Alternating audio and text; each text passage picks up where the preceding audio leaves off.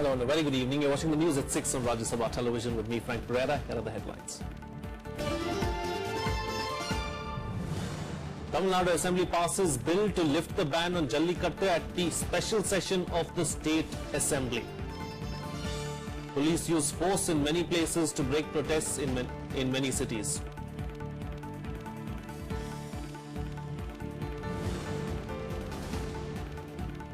Setback to former CBI Chief Ranjit Sinha. Supreme Court constitutes special investigation team to look into prima facie allegations of misusing power in coal scam cases.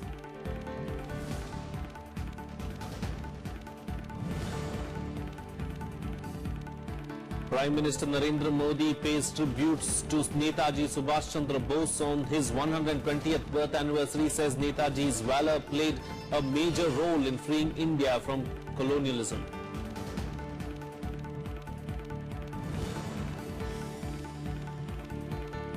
And NIA starts investigation into the Harikhand Express derailment that left 41 passengers dead and over 110 people injured in Andhra Pradesh on Saturday.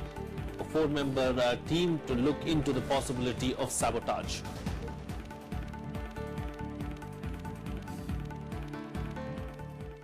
Well, in a major setback to former CBI Chief Ranjit Sinha, the Supreme Court today constituted a special investigation team to look into the prima facie allegations against him of misusing power in the coal scam cases.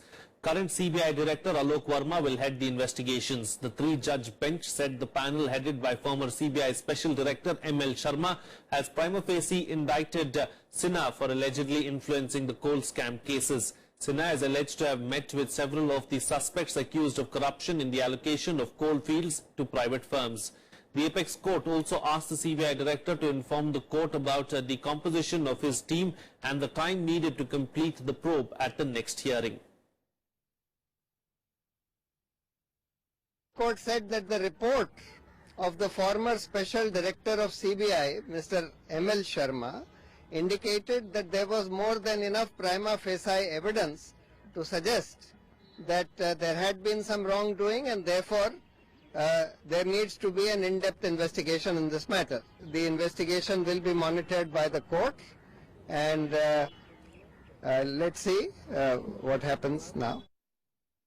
Well, on a day when the State Assembly passed a law lifting the ban on the bull taming sport of Jallikattu, the Tamil Nadu police had to use force to disperse protesters in many places.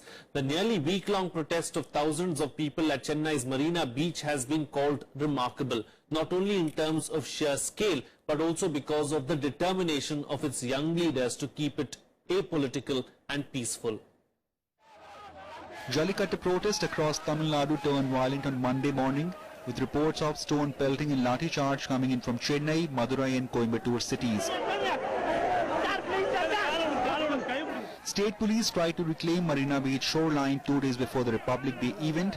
Refusing to leave, protesters lined up at the seashore forming a human chain, while others staged a sit-in, while shouting slogans and resisting the police. They are beating the people heavily. They are throwing us. They are pulling us. They are pushing us.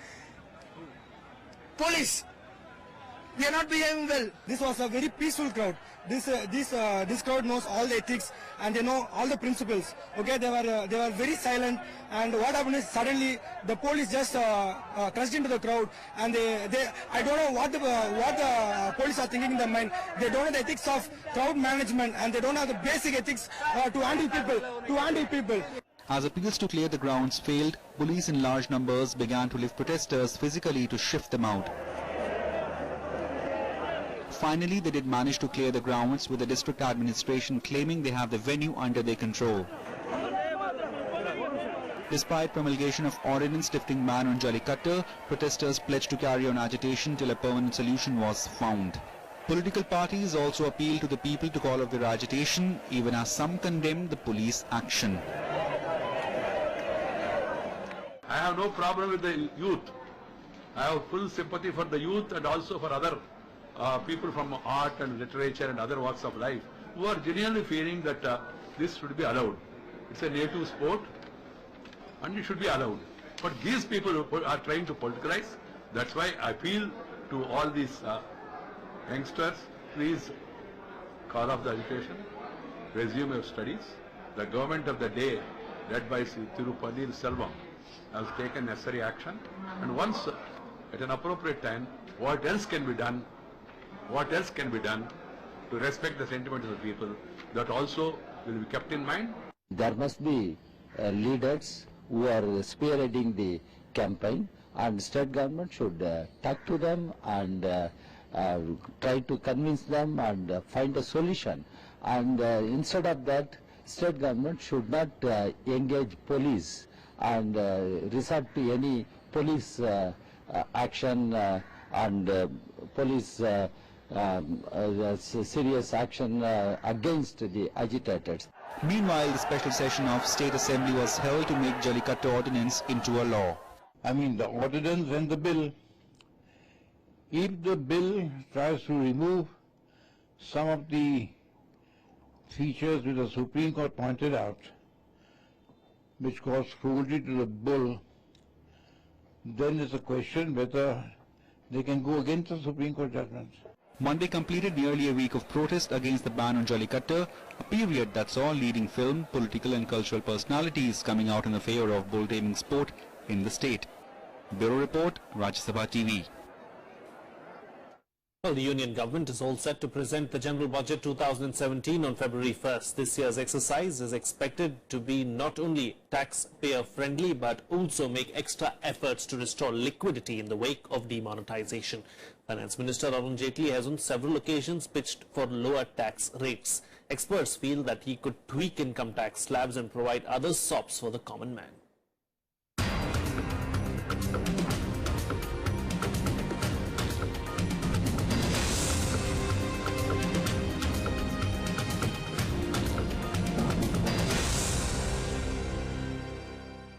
The upcoming budget could bring some cheer for individual taxpayers. The common expectation is that the exemption limit be raised from 2.5 lakh rupees to 3 lakh rupees and the slab rate be reduced. The lowest slab of 10% is on annual income of 2.5 lakh rupees to 5 lakh rupees and 20% from 5 lakh rupees to 10 lakh rupees. Above 10 lakh rupees, tax is levied at 30%. A revamp of the income tax structure will boost demand and give a fillip to the overall economic growth post-demonetization. Incentives for digital payments may also be announced to encourage people to move towards a cashless economy. Another slab of 5%. So to benefit people at a lower level. So now everybody pays 10%. The moment you reach it, you got 2.5. So one can be expected the slab may be reduced to 5%. So where the government may say up to from 3.5 or 4 lakh to 6 lakh, tax rate will be 5%. Corporate India also expects further reduction in corporate tax to boost private investment. In his budget speech of 2015, the Finance Minister had announced phasing out tax incentives with effect from April 1, 2017 and reducing the corporate tax rate from 30% to 25%. From the industry perspective, this is going to be a highly crucial budget. At the moment, the investment is not coming on the ground and the demand is not being generated. Unless the two things happen, the employment will not be generated. In a country of more than 125 crore people, just about 3.5 crore are in the income tax net. The Tax Administration Reform Commission has pointed out that only 3.3% of the population pays tax in India, compared to 39% in Singapore, 46% in the US and 75% in New Zealand. Tax sops may help double the number of income taxpayers and broaden the tax net in the country. Kriti Mishra, Rajya Sabha TV. Well, investigations have started into the derailment of the Hirakhand Express with the NIA and CID teams visiting the scene today to see if there was sabotage. Railway Minister Suresh Prabhu visited the accident spot at Kuneru station and subsequently visited Rayagada district headquarters hospital to check on the injured, most of whom are from Odisha. Prabhu said stringent action will be taken against those found responsible. The Railways has announced a compensation of 2 lakh rupees each for the relatives of those killed and 50,000 rupees each for the injured. The governments of Andhra Pradesh and Odisha have also announced 5 lakh rupees each for the next of relatives of those who died in the accident. 41 passengers were killed and more than 110 people injured when the train rolled off the tracks near Kuneru station in Vizianagaram district of Andhra Pradesh on January 21st. The train was going to Bhubaneswar.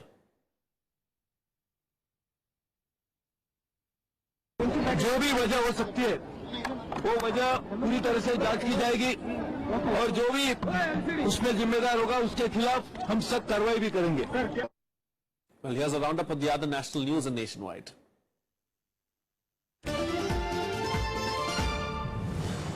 Prime Minister Narendra Modi today paid floral tributes to Netaji Subhash Chandra Bose on his 120th birth anniversary. Modi said he was honoured to have the opportunity to declassify files relating to Netaji and fulfill a popular demand pending for decades. In a series of tweets, the Prime Minister said Netaji's valour played a major role in freeing India from colonialism. A number of functions were organised in different parts of the country to mark the occasion.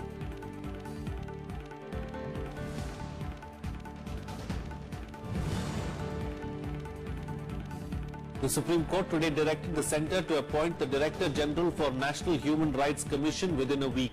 The court also asked the government to appoint members of the rights body within 4 weeks. The court also said that the Centre will be in trouble if it starts hearing the matter and passes orders on it.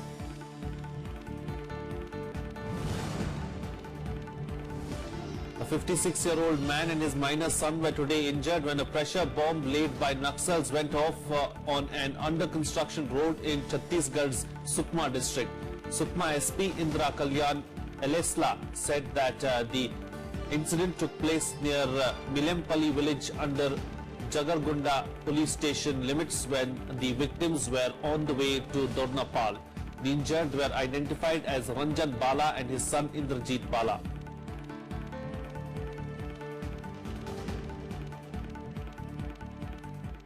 Well, let's now get your news from the poll-bound states.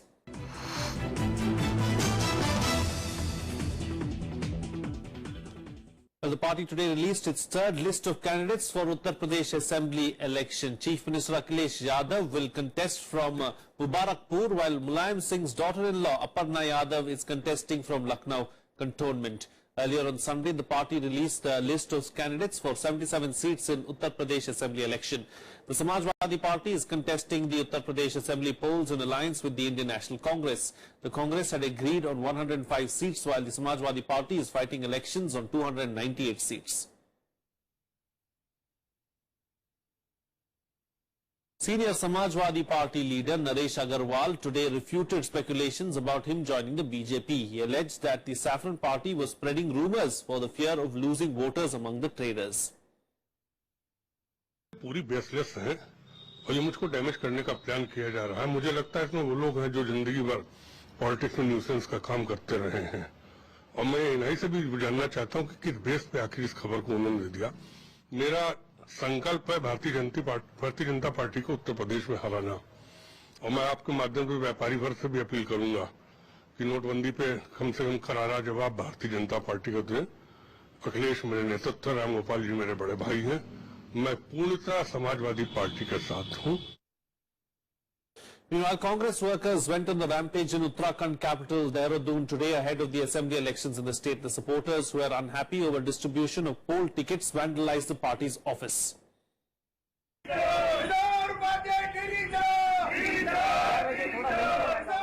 Fissures in the Congress party coming out into the open in northern Uttarakhand. Angry supporters, upset over the ticket distribution, vandalized the party's office in Dehradun on Monday. On Sunday, the Congress declared its candidates for 63 seats in the poll-bound state. समस्या ये आनंद शर्मा जी को लेकर समस्या है। जो उन्होंने पिछली बार चुनाव लड़ा था, उनको 11 दिन के अंदर कांग्रेस पार्टी ने टिकट दिया था, जिसके अंदर उनको 22,000 वोट पड़ा था। अब उनका टिकट 5 साल से वो मेहनत कर रहे हैं अपने क्षेत्र के अंदर, पूरा क्षेत्र उनका है, पूरा हिंदू मुसलमान समाज उनके साथ जुड़ा हुआ है। आज उनका टिकट काट दिया गया है। अब क्यों काट दिया गया? उनका टिकट नहीं कटना चाहिए था। जो पार्टी का कमांडर होता है उसका काम लड़ना नहीं होता, उसका काम लड़वाना होता है। वो हमारे पीछे खड़े रहे। अरिंदर शर्मा, अगर टिकट नहीं मिलेगा तो सीधा सीधा है कि आप बीजेपी को सीट गंवा रहे हो। The workers threw chairs, broke furniture and tore off posters in the party office.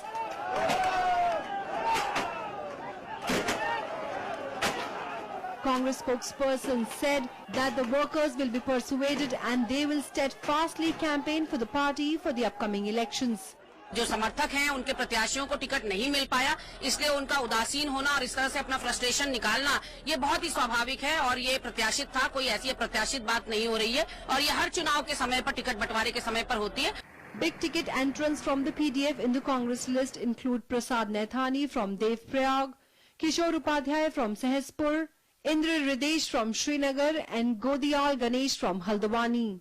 Chief Minister Harish Rawat is himself contesting from Haridwar rural and Kitcha seats.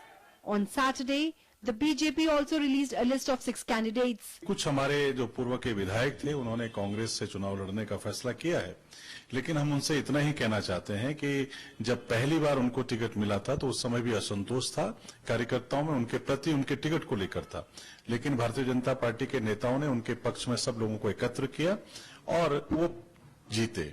आज अगर वो कांग्रेस में गए हैं तो भाजपा के विधायक के रूप में गए हैं। हमेशा ऐसा होता है जब लिस्टें जो हैं आउट हो जाती हैं और किसी जो है पार्टी के नेता को नहीं मिलता तो उसके जो समर्थक और शुभचिंतक होते हैं वो थोड़ा आहत होते हैं। तो अभी ये थोड़ा उनके अंदर की गर्मी है, 1-2 दिन और प्रतीक्षा की जाए तो धीरे धीरे करके सब लौट आएगा। The Congress has given tickets to 4 former BJP MLAs, while many former Congress legislations had joined the BJP earlier. Elections to the 70-member Uttarakhand Assembly will be held on February 15th. The Congress has a challenge ahead to maintain control of the state after surviving a leadership threat to the Harish Rawat government last year. Rebellion has hit the political parties soon after announcement of tickets. Disheartened local leadership is expected to have a considerable impact on election results. With camera person Santosh Yadav, Nav Vikram Singh, Rajya Sabha TV, Dehradun. Well, the Goa Pradesh Congress Committee on Monday released the party manifesto ahead of the upcoming Goa Assembly elections. The party promised free petrol for youth and wheat at 2 rupees, rice at 3 rupees and sugar at 7 rupees each. The manifesto also promises to provide free water and electricity to poor people without any increase in further taxes. Congress leader Jyotiraditya Scindia released the manifesto. The party has also promised to waive off outstanding mining loans to the extent of 1 truck load per family. Goa will go to polls on February 4th and the counting of votes in the state will be held on March 11th.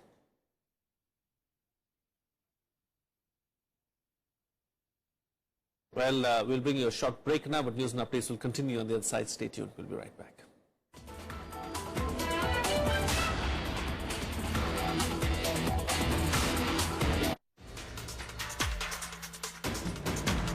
Hello and welcome to India's World. The primary basis of the European Union is free movement of goods and services, capital and labour. And she's closed the labour option. It was a vote where populism won over cold statistics and logical messages about the gains that Britain has made out of being a member of the European Union. The trade part is not what the killing part. It's the services part which is what it is. How you do that? Watch experts debate what hard Brexit means for the UK in India's World on Rajya Sabha television.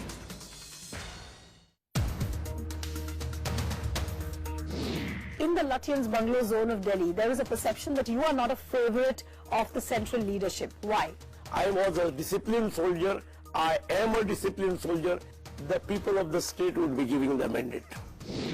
Because Aam Aadmi Party is very clear that they are an anti-casino culture party, but BJP's stand has been that of a flip-flop. We are unnecessarily being tarnished. All the 6 casinos which are floating in Mandavis is the gift of Congress government. Watch to the point with Goa Chief Minister Lakshmikant Parsekar only on Rajya Sabha television.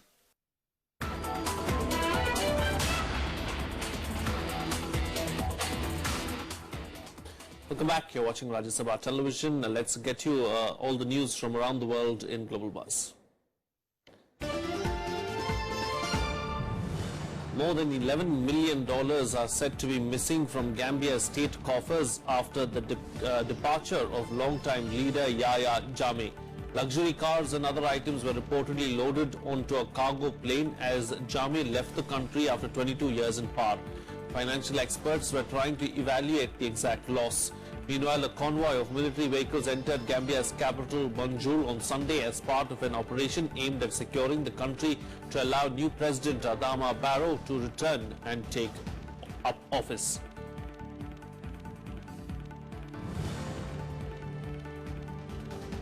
China on Monday stressed that the new US administration must fully understand the importance of the One China policy and appreciate that the issue of Taiwan is highly sensitive for the Beijing government. US President Donald Trump had earlier said that the United States did not necessarily have to stick to its long-standing position that Taiwan is a part of One China.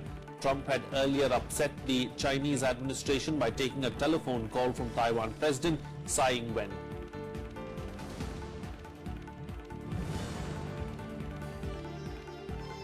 More than 70 people were killed as the weekend saw renewed fighting in Yemen.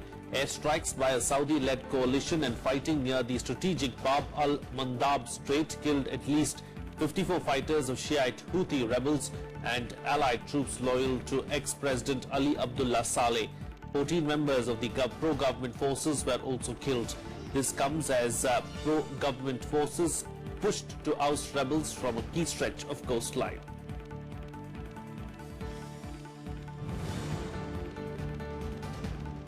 Airstrikes hit two Syrian towns under rebel control on Sunday on the eve of peace talks.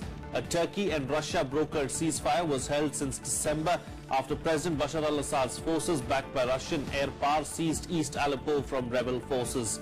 Violence has however continued in some areas of western Syria with the government and rebels blaming each other. Syria's warring sides are meeting in Kazakhstan's capital on Monday with Russia, Turkey and Iran trying to bring an end to the 6-year-old conflict.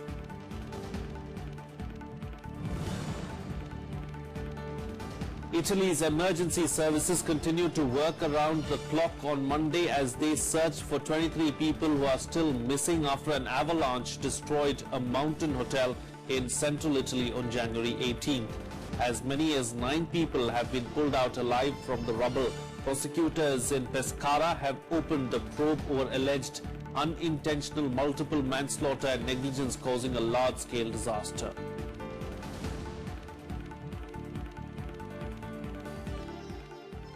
And finally, some sports news now. And at the Australian Open, women's world number 2 Serena Williams advanced to the quarterfinals. Men's world number 3 Milos Raonic also made it to the last 8 with a comprehensive win. In mixed doubles, India's Leander Paes progressed to the quarterfinal along with his Swiss partner Martina Hingis. Here's more on the results from day 8.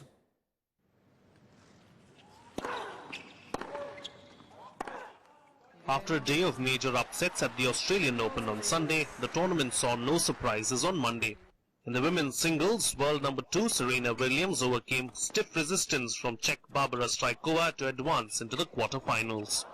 The 35-year-old American was broken thrice in the first set but managed to win it 7-5. The 6-times champion then shifted gears in the second to close out the match with a 7-5, 6-4 victory.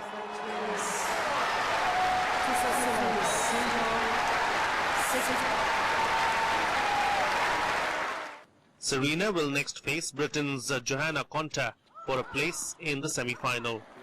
9th seed Konta saw off Russia's Ekaterina Makarova 6-1, 6-4 to reach the last 8 without dropping a set.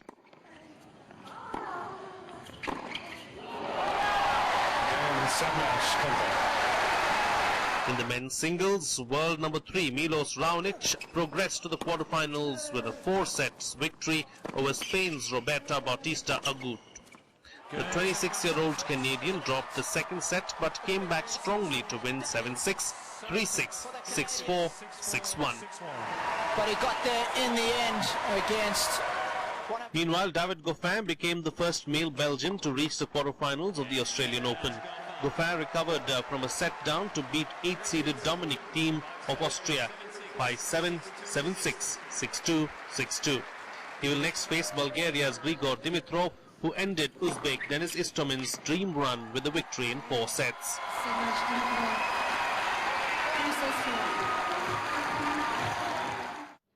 India's Leander Paes and his Swiss partner Martina Hingis also reached the quarterfinals of the mixed doubles with an emphatic win in the round of 16.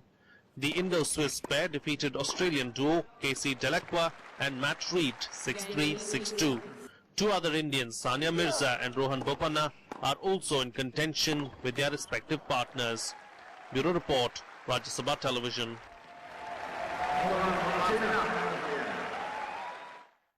Well, that's it on this newscast. Have a good evening.